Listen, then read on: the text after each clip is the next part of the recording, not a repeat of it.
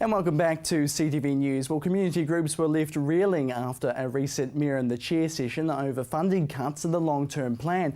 But as it turns out, it was simply a mistake by the council. Marcus Gibbs explains. Desperate community groups at a recent Mayor in the Chair session were shocked by news their funding could be cut. $12,000 from the council. If we lose that, it could be the end of us. There are 19,000 not-for-profit groups in Canterbury. 90% of these have no staff. Last year, the Christchurch City Council's Strengthening Communities Fund split $7.1 million between 938 groups working on grassroots projects. But the draft long-term plan states that this funding was going to be cut by 2% each year for the next 3 years. The Council of Social Services was left shocked and hurt by the news. Why does our sector and its work matter so little that we're subjected to this inequity?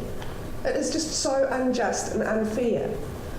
If we were all being treated the same, fine, but why are we getting kicked down the ladder?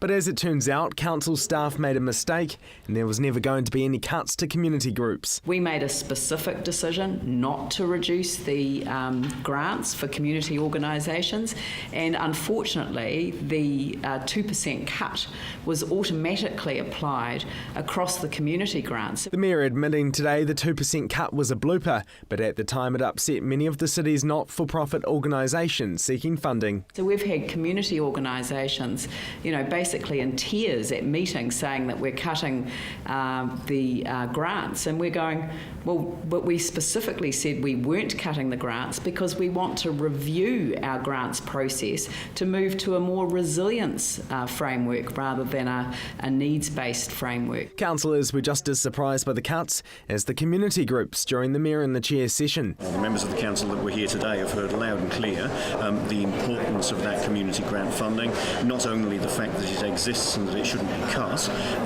but also the fact that there needs to be certainty around when it's made available. The Mayor has since promised community groups the funding error will be fixed in the final plan. It caused a lot of grief and, quite frankly, distraction when we're dealing with really big issues here. With its books more than $1 billion in the red, the council has to be careful with its spending, but community groups never expected to have their funding cut so much.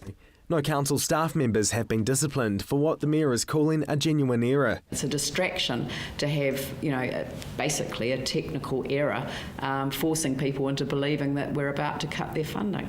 It was an even bigger surprise for the non-profit groups who were working with the Mayor to reassess their funding structure at the time. And I said, but I recall distinctly saying that we wouldn't apply any of the cuts to, or the reductions in the financial area to the grants because we are reviewing the way that we do grants. The Mayor now wants to put a better process in place to make sure this mistake doesn't happen again. Marcus Gibbs, CTV News.